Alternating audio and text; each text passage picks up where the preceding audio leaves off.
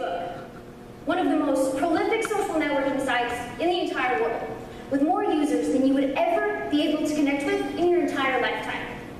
The 2013 academic journal, Indiana Law Review, states that in just 8 years, Facebook has garnered more than 900 million users, many of those millions looking to be friends with people just like you and I every single day. Now, if you have a Facebook, which I would think as many of you in this room, you've probably been warned about putting too much information on it and making sure that you keep your profile private. But why exactly is that? I've spent hours researching why it is that strangers are such a volatile force in the world of Facebook. And it boils down to one major thing. Strangers equal the world of the unknown, and the unknown can be dangerous. The two unknowns I'll be focusing on today are, how can you be sure that that person is who they say they are? And what is the motive behind your new friend? These two questions lead me first to a man named Ronald Rhodes. Ronald lives in North Carolina, is an NC State football fan, and is just 22 years old. Ronald is also a registered sex offender. Ronald used Facebook to find a woman from his hometown that he could befriend, invite her for dinner, and then lure to his bedroom to threaten and rape. This latest felony of his was reported by T. McDonald in an article titled, "Facebook Leads to Kidnapping and Rape Charges."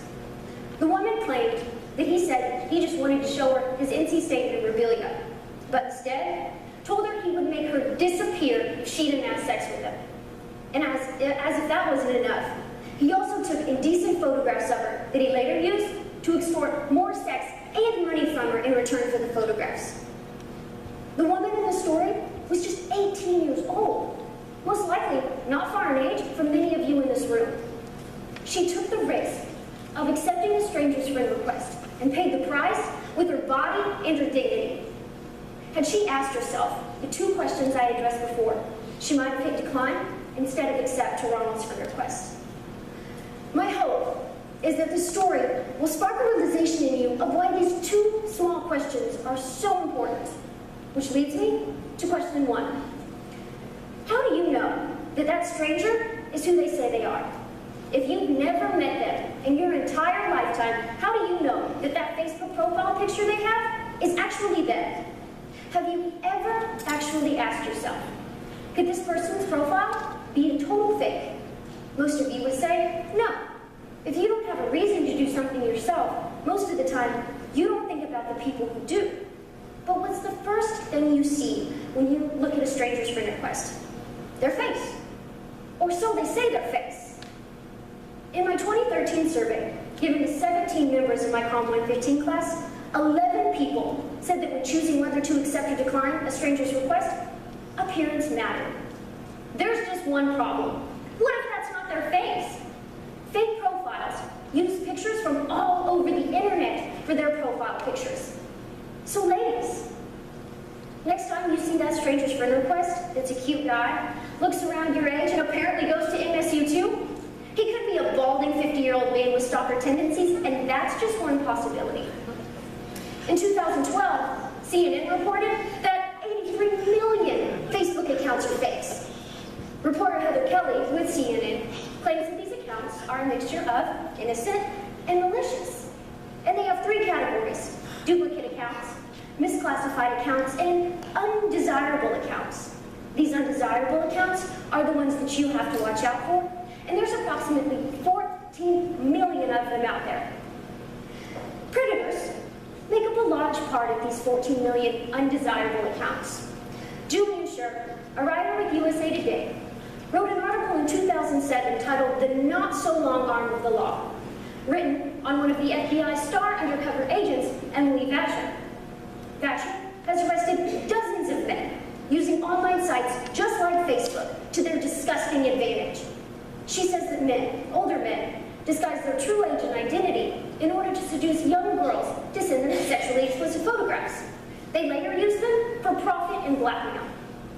Thatcher, referring to past legislature designed to crack down on these online predators, said that worthy as some of these efforts may be, there is simply no quick legal or technological fix to the social problem that online predators have become. Although there may be no quick legal or technological fix to the problem, I think there is a fix. A personal fix to online predators. Close the door. By pressing decline to that stranger's request, you shut the door in their face for them to ever become a harm to you. If asking yourself whether or not this person is who they really claim to be doesn't make you more weary in accepting their request, ask yourself this next question. What is this person's motive? Why do they want to be your friend when they have absolutely no idea who you are? Sure, their motive could be completely harmless, but you have no way of knowing this without seeing inside their head. This obviously poses a problem. And without knowing their motive, you have no way, or by accepting their request without knowing their motive, you open the door to an unending amount of harmful possibilities. A report on police statistics done by the Tech Herald in December of 2010 said that 8,000 emergency calls, all related to Facebook, were placed since January of 2010. 1 year, 8,000 calls relating to fraud, intimidation, bullying, harassment, and more. There's somebody behind every single one of these problems. And by pressing decline to that stranger's request, you extinguish the possibility of the majority of these problems happening to you. Now, what you put on Facebook, that's another problem with strangers.